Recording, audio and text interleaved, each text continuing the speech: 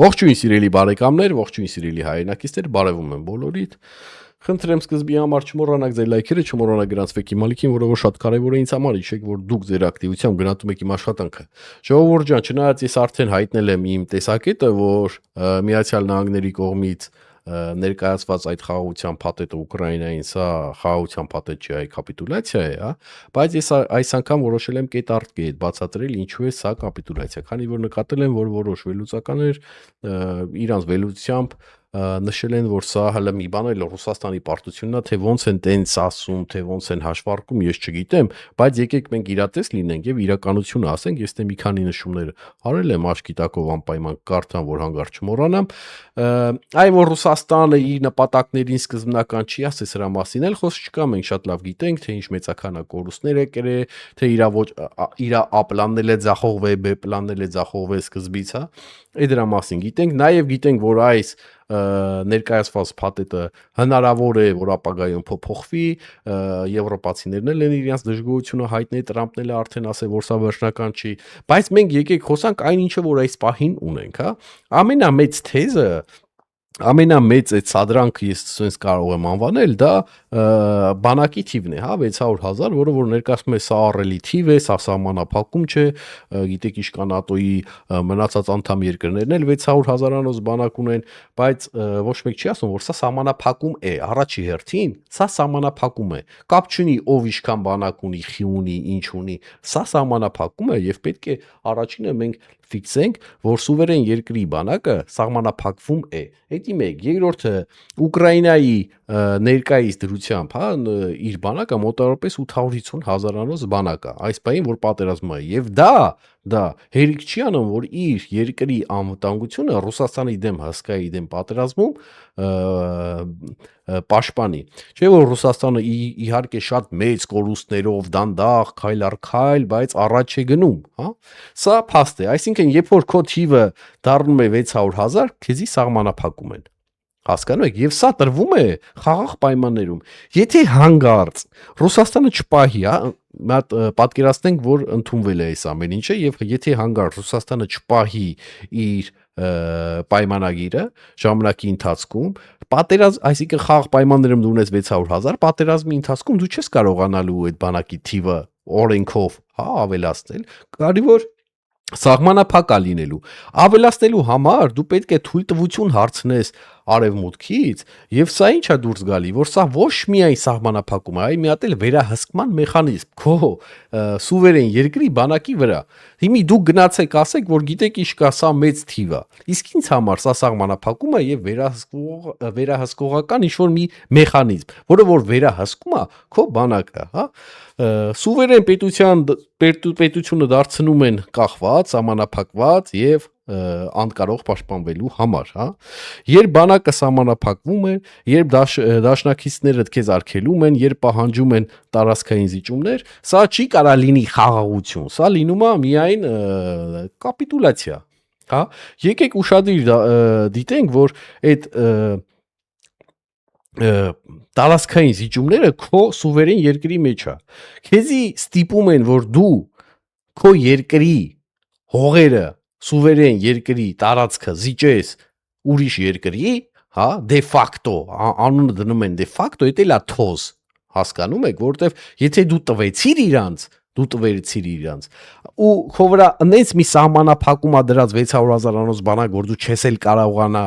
մեծացնել քո բանակը, հզորացնել քո բանակը, եթե դու հիմա 850,000-անոց բանակով չես կարողանում հաղթել պատերազմը, դու ապագայում ոնց ես 600,000 բանակով հաղթելու Ռուսաստանին, հա, այսինքն այդ հողերը միշտ գնաց այն կողմ, դու իրանց տվեցիր, սրան էլ գումարվում է, որ դու տալիս ես այն տարածքները, որտեղ որ դու սենց ամրացած դիրքեր ունես, հասկանում եք, այդ էլ պետք է տաս իրանց, պետք է հետ քաշվես բուֆերային այսպես կոչված զոնա, հա, տարածք ստեղծվի, բուֆերային տարածք, էլի քո սուվերեն երկրի մեջ, ու մի հատ էլ դա էլ դե ֆակտո պետք է լինի Ռուսաստանի վերահսկողության տակ։ Այսինքն Ռուսաստանը իր զորքերը կարող է շարժել, չգիտեմ, կուտակումներ կատարել, դու ոչ մի բան չես կարող անես քո տարածքի մեջ։ Եթե սա կոչվում է խաղաղության պայմանագիր, այլ կապիտուլյացիան ո՞նց հալնում։ Այս կապիտուլյացիան սենց է ալնում։ Դու քո հողերը տալիս ես ուրիշին, բուֆերային զոնաներն ես տալի, այսինքն դա էլ պետք է Ռուսաստանը վերահսկի։ Հասկանում եք։ Այդ ինձ ամեն ինչ ստացվում։ 600,000-ը ոչ թե ուժեղացման, այլ սահմանափակման թիվ է։ Ուկրաինայի ներկայիս իրական ռազմական կարիքների համար պահանջվում է մոտավորապես 900,000-ից 1 միլիոն։ Ես ուզում եմ ասեմ, որ դաժե սա է քիչ Ռուսաստանի դեմ պատերազմում, հա, քանի որ ես նշեցի, որ 850 հազարանոց բանակով դու չես կարողանում ապահովել երկրի անվտանգությունը Ռուսաստանի դեմ պատերազմում։ Բավարար չէ լայնածավալ պատերազմի դեպքում, այսինքն 600,000-ը, հա, սեղմում է Ուկրաինայի հնարավորությունները, արգելափակում է նախաձեռնությունները, հա, այսինքն դու չես կարող երբեք նախաձեռնող լինել։ Այ հակառակը Իսկ Ռուսաստանը երբ ուզի կարող է նախաձեռնող լինել։ Թիվը թվում է թե մեծ է, բայց իրականում ինչ որ մացես սիրուն փաթեթավորված մեջով, սենց շոու է, սիրուն փաթեթավորված խապկանք է, որը որ մատուցվում է Ուկրաինայի ժողովրդին, հա։ Սրան էլ գումարած, որ դու չես կարողանալ որպես սուվերեն երկիր, դու էլ իրավունք չունես, այն էլ օրենքով պետք է ամբրագրես քո երկրում, որ դու իրավունք չունես ՆԱՏՕ-ի անդամ երկիր դառնաս, այսինքն 600,000-անոց բանակը լիովին մնում է մենակ Ռուսաստանի դեմ։ Ռուսաստանը ժամանակ կշահի, թե մի դա կլինի 1 տարի, թե կլինի 10 տարի, ես չգիտեմ, բայց ժամանակ կշահի, որ ասում է մի հատ ուշքի կգա, նորից մի հատ կզինվի, մի հատ կարգին կխմբավորվի, երբ որ պետք լինի, նորից քեզ կհարվածի։ Իսկ այն անվտանգության ուժերը, որոնք որ ասում են մենք ապահովենք ձեր անվտանգությունը, ես ուզում եմ հիշեցնել, որ Ուկրաինային ժամանակին, հա, համոզեցին, որ դու քո ատոմային այդ սովետից մնացած ատոմային բոմբերը փոխանցի Ռուսաստանին, մենք կապահովենք քո անվտանգությունը։ Դա ասել է համ Ռուսաստանը, համ Միացյալ Նահանգները, բայց ով ապահովեց հիմա Ուկրաինայի անվտանգությունը, որ մի հատ էլ այսքանից հետո ուզում են բանակը սարքեն 600,000, հա, առանց կարողության, որ ինքը մեծանա կամ հզորանա։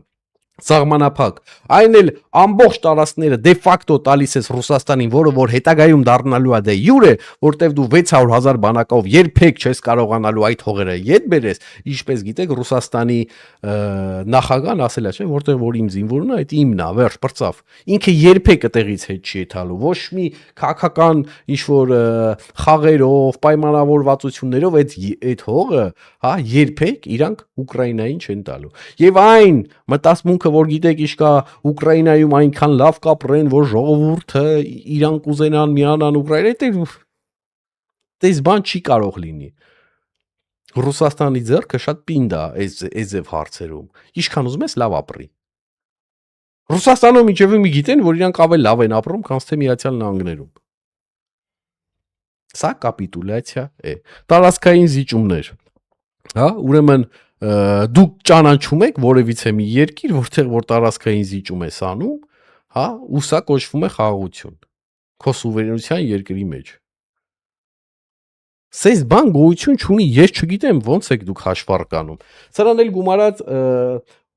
ռուսական եկեղեցու ազդեցությունը պետք է լինի Ուկրաինայում, հավասար ռուսաց լեզուն պետք է համարյա թե հավասար լինի ուկրաինական լեզվին, այս ամեն ինչը կոչվում է կապիտուլյացիա։ Դու մնում ես առանց անվտանգության համակարգի, դու չես կարողանում հաղթել Ռուսաստանին միայնակ եւ ապագայում էլ չես կարողանալու։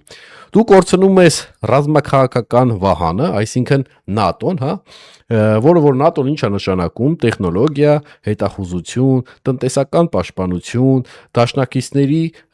դաշնակից երկրների պատասխանատվությունը, հա, պարտավորվածությունը քո հանդեպ։ Այդ ամեն ինչը լրիվ գնում է ջուրը։ Ռուսաստանը ստանում է իր ցանկացած նպատակը, հա, Ռուսաստանի երկարաժամկետ ռազմավարական նպատակը միշտ եղել է Ուկրաինան, որ չմիանա ՆԱՏՕ-ին։ Այս ծրագրով հա լիովին կատարվում է այդ նպատակը։ Եթե մի պետություն ստանում է իր ռազմավարական նպատակը առանց հաղթանակի, հա, դա կապիտուլյացիա է։ Ուրիշ, չգիտեմ, ինչ անուն սա կարելի է կոչել։ Հետո դու քո սեփական երկրում չես վերահսկում քո սահմանները, սա արդեն մենք ասեցինք, որ դու տալիս ես, այսինքն սա սահմանել չի, սա շփման գիծ է դառնում, բայց դու քո երկրի երկիրը տալիս ես ուրիշին։ Ռուսաստանը ստանում է ռազմական առավելություն, ցանկացած պայի կարողանում է զորք կուտակել, իսկ դու ոչ։ Տարածքային զիջում, ՆԱՏՕ-ին արգելում, 600,000 բանակ պատրանքի ուժ, սահմանների դեմիլիտարիզացիա, անվտանգության խիստ պայմանական դրույթներ, սա խաղաղության առաջարկ չէ, սա պարտադրված, սենսիրում փաթեթավորված կապիտուլյացիա է։ Հասկանում եք ժողովուրդ ջան, եւ սրան կոչել որևիցե մի ուրիշ բառով եւ ներկայացնել սա Ռուսաստանի պարտություն, միատել ինչ որ ես չեմ հասկանում։ Եթե դուք հասկանում եք, մի հատ բացատրեք, այդ ո՞նց է լինում, որ սահմանափակումներ է դրվում երկրի բանակի վրա, այն էլ այնպիսի սահմանափակումներ, որով որ դու երբեք չես կարող հզորանալ եւ երբեք չես կարողանա յետ բերել քո հողերը։ Այդ ո՞նց է կոչվում, որ սա կոչվում է խաղաղության պայմանագիր, սա խաղաղության պայմանագիր չէ։ Եվ իհարկե իմ խոսքերի մեկ ապացույց հենց նույն Միացյալ Նահանգներում եւ Եվրոպա արևմուտքում մի խոսքով արդեն մեծ դժգոհություններ կան, որ սա խաղաղության պայմանագիր չէ, սա Ռուսաստանին շահավետ առաջարկ է, որը որ չի համապատասխանում Իրան շահերին, եւ այս ճնշումները արդեն հասել է Դոնալդ Տրամպին, ինչպես տեսակ Դոնալդ Տրամպը անգամ իր խոսակցական արդեն փոխել է, միջև այդ ժամանակ էր տալի Ուկրաինային, հա, ասենց վերջնաժամկետեր նշանակել, որ անպայման պետք է սա ընդունեք, թե չէ գնացեք մենակներդ կռվեք եւ այլն եւ այլն։ Հիմա արդեն մի քիչ իր տոնը փոխել է, հիմա մի քիչ ասում է հնարավոր է որ սա վերջինը չէ, հələ կարող է փոխվել եւ այլն, որտեվ այս ամենը եկավ այն ճնշումներին, որտեվ մարդիկ նստան, տեսան, որ սա ինչ խաղաղության մասին է խոսքը։ Սա խաղաղության մասին խոսք չի կարող լինի։ Երկրի 20%-ը նվիրում ես ուրիշ երկրին, անորը դնում ես բան, հա, դե ֆակտո, որը որ ապագայում դե յուրե է դառնալու։ Բանակը պստիկացնում ես, անորը դնում ես 600,000 թոս փչելով մարդկանց աչքերին, որ մթում սա մեծ բանակ է, մեծ թիվ է, իրականում փոքրիկ թիվ է այս դեպքում, հա, Ուկրաինայի դեպքում։ Դա Հայաստանի համար է մեծ թիվ։ Ուկրաինայի դեպքում փոքրիկ թիվ է, նորից կրկնում եմ, որովհետև պատերազմի ժամանակ ինքը չի կարող մեծացնել այդ բանակը, չի կարող այնպիսի ուժ ստեղծել, որ ըսկի որ պաշտպանի իր երկիրը չի կարող, հետ բերելու մասին вообще խոսք չկա։ Այսինքն ամեն ինչ տալիս ռուսին, ասում ես խաղաղության պայմանագիր, քեզ էլ արժանապատիվ խաղաղություն, դες բան չի լինում։ Այդ ճնշումների ներքո մի քիչ փոխվել է Տրամպի տոնայնությունը, հա, տեսնենք հետագայում ոնց կզարգանա, բայց ես իրոք զարմանում եմ, որտեվ այնպես մարդկանցից լսա, որ սա Ռուսաստանի պարտությունն է, որ իրոք մի քիչ ուրիշ կերպ է իրանց նայում, ուրիշ հենց ավելի հարգանքով է նայում, հենց փորձառու վերլուծականի աշկերով է իրանց նայում, որ փորձառու վերլուծական են, ամեն ինչ լավ հաշվարկում են, լավ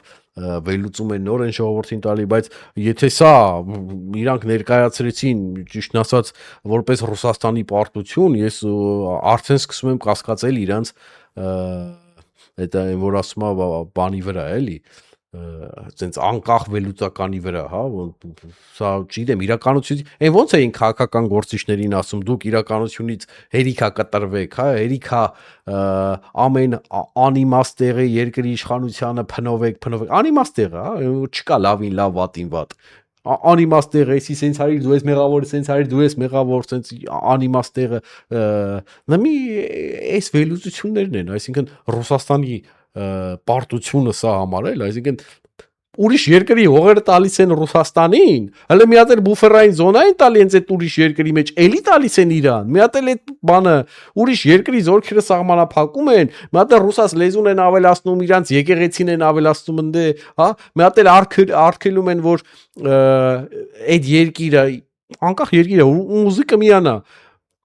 որ միանա ինչ-որ մի ուժերին, հա, այսինքն իր կամքին հակառակ բաներ ստիպում այդ երկրին, մի հատ ասում են սա Ռուսաստանի պարտությունն է, ինչ ասեմ, դե որ պարտությունն է, դե որ այդ ձև եք վերլուծում, ժողովուրդ ջան, դուք ճիշտը իմացեք, դուք իրականությունը իմացեք։ Մեր համար վատ է իհարկե Ռուսաստանի հաղթանակը։ Դուք գիտեք ին վերաբերմունքը Ռուսաստանի հանդեպ։ Ռուսաստանը դավաճանել է Հայաստանին, որը որ չի ներվելու երբեք չի ներվելու։ Արցախը շատ թանկ է նստելու Ռուսաստանի վրա։ Եվ ինքը այո, Ռուսաստանի պլանները ձախողվել են։ Իրանք պետք է իրանց հաշվարկով 15 օրում Կիև գրավեին եւ այլն եւ այլն։ Այդ ամեն ինչ շատ լավ գիտեք։ Մեծ կորուստների մասին շատ լավ գիտեք։ Փուչիկ բանակի մասին էլ շատ լավ գիտեք, որոնք որ ձախողեցին իրենց դրված բոլոր առաջադրանքները տալով անմարդկային կորուստներ, բայց այն որ ասում են ռուսական կատոկային, որ ասում են ժամանակի ընթացքում մաշացնելով, չխնայելով իրենց զինվորների կամ իրենց բնակիչների կյանքերը սենց կամած մաշացնելով եկան այս կետին, որ արդեն այսպիսի առաջարկնել է Միացյալ Նահանգները առաջարկում Ուկրաինային, որը որ միայն օգուտ է Ռուսաստանին, եւ սա Ուկրաինայի, ես նորից ասում եմ, այն անվտանգության երաշխիքները, որ տալիս են, դրանք առ ոչինչ են։ Միակ անվտանգությունը երաշխիքը քո երկրի, քո պետության համար 100%-անոց անվտանգության երաշխիքը դա քո բանակն է։ Դուք մի հատ մեզ նայեք։ Մեր կողքով կանգնա, որ մենք պատերազմի մեջ ենք, ոչ մեկ։ Միայն քո բանակը։ Եթե դու քո բանակը սահմանափակվում է, վերջ բրծավ, դու անվտանգության ոչ մի երաշխիք չունես։ Ատոմային բոմբ հիշեք սովետի հետ, որ ես ասեցի, հա։ Այնտեղ կար գգան քեզ կպաշտպանենք, պաշտպանեիք։ Զորք մտցնեիք, ոչ թե ձեր երրորդական զենքերը տայիք։ Երրորդական զենքերը տայիք Ուկրաինային, հա, ձեր այդ հնացած զենքերներով, այսինքն ձեր այդ պատվալները լցված էին, շուտվանից պատերազմ չեր, սախտվիկ Ուկրաինային, ասիք հա դե տարեք, ամել ձեռի այդ Ռուսաստանի ատամները հաշվեցիք, ամը Ռուսաստանի բանակն էլ ձեռի հետ մաշացրիք, հա, այդ ամեն ինչը ես ասել եմ, հիմա էլի ասում եմ, բայց սա ներկայացնել այս պայմանագիրը Ռուսաստանի հաղթանակ, դուք լուրջ խնդրեմ ունեք, կներեք, բայց ցավում եմ։ Այսօր այսքանը, ստեսություն, հաջողություն, ժողովուրդ ջան, չեք մոռանում։ Ձեր լայքերը չեք մոռանում գրանցվեք իմ ալիքին, որը շատ կարևոր է ինձ համար, հիշեք, որ դուք ձեր ակտիվությամբ գնահատում եք իմ աշխատանքը։ Եղեք իրատես։ Ստեսություն, հաջողություն։